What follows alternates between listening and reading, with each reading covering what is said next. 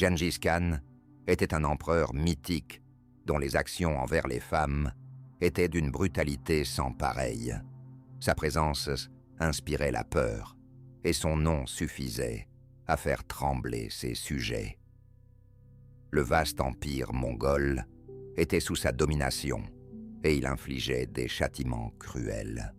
Pourquoi s'attaquait-il aux femmes? Quelles étaient les terribles sanctions qu'il leur imposait?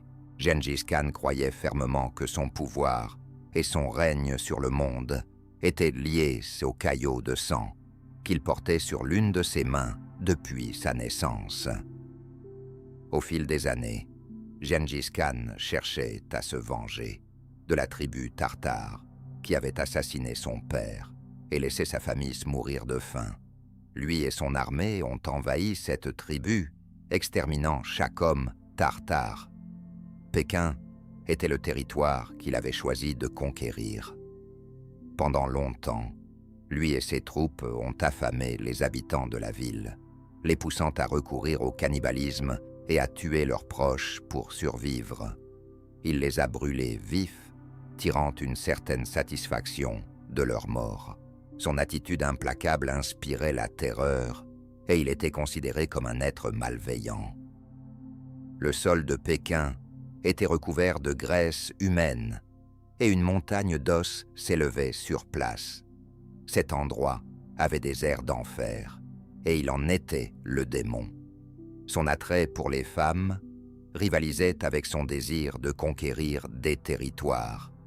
Il faisait périr de belles femmes vers la Mongolie, où il les retenait captives. À travers toutes ses campagnes, il recherchait des beautés exceptionnelles à emmener avec lui. Les membres de la famille de ces femmes subissaient des tortures horribles et étaient exécutés. Gengis ordonnait à ses hommes de capturer des femmes pour affirmer son autorité sur les terres conquises. Il était convaincu qu'en prenant ces femmes, il pourrait asseoir son pouvoir sur les hommes. La plupart des femmes vivaient en concubinage en Mongolie, privées de toute liberté, y compris celle de s'exprimer. Leur destin était tragique, car elles perdaient tout. Les femmes européennes bénéficiaient d'un statut privilégié, car les hommes mongols les trouvaient plus séduisantes. Elles occupaient des rangs élevés parmi les concubines et jouissaient de certains privilèges. Gengis Khan avait l'habitude de récompenser ses guerriers avec des femmes capturées. Les guerriers violaient et tuaient ces femmes pour leur propre plaisir. Gengis observait alors ces hommes déchirer les femmes. Il se moquait de leurs cris et louait ces guerriers. Certaines femmes choisissaient de se suicider pour échapper à une mort atroce. Celles qui survivaient au viol étaient attachées dans la caravane et traînées dans les rues. Les hommes mongols refusaient d'épouser des femmes qui avaient été violées par les guerriers, pensant qu'elles n'avaient non plus de valeur. Avec la bénédiction de Gengis, ils tuaient les femmes de diverses manières. Certains guerriers capturaient de belles femmes européennes pour les revendre à un prix élevé. Certains hommes mongols désiraient épouser les femmes capturées, mais le mariage ne pouvait se faire qu'avec le consentement de leurs épouses. Celles qui étaient rejetées par les hommes mongols étaient brûlées vives. Les femmes capturées n'avaient pour seul but que de satisfaire sexuellement les hommes mongols.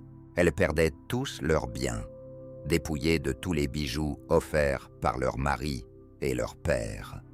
Elles n'étaient pas autorisées à emporter quoi que ce soit de leur terre natale. Leur existence était misérable, enfermée entre les 4 murs du harem. Bien que Gengis Khan ait eu 4 épouses, il désirait être intime avec d'autres femmes. C'était un séducteur, et il avait sous son contrôle 7000 concubines, uniquement pour son plaisir sexuel. Il veillait sur les femmes de son harem. Contrairement à ses guerriers, il ne torturait pas ses concubines. Il souhaitait qu'elles soient propres et belles, leur permettant de déguster de bons plats et prenant grand soin d'elles. Certaines femmes priaient pour devenir ses concubines, plutôt que d'être violées par les guerriers. Elles étaient amenées à se tenir sur une scène dans son camp la nuit, où ces guerriers étaient récompensés. Il choisissait ensuite quelle femme il offrirait aux guerriers et laquelle il emmènerait au harem. La plupart des nuits, il prenait plusieurs femmes et les forçait à avoir des relations sexuelles avec lui. Il violait toutes celles qui ne se pliaient pas à ses règles. Un jour, il aperçut une princesse chinoise et tenta de la violer. Mais cela ne se passa pas comme les autres fois. La princesse se battit courageusement et réussit à le castrer. Sa mort symbolisait la malédiction de toutes les femmes qu'il avait violées et tuées. Que pensez-vous de Gengis Khan? Pensez-vous que ces punitions étaient brutales? Faites-le nous savoir dans les commentaires.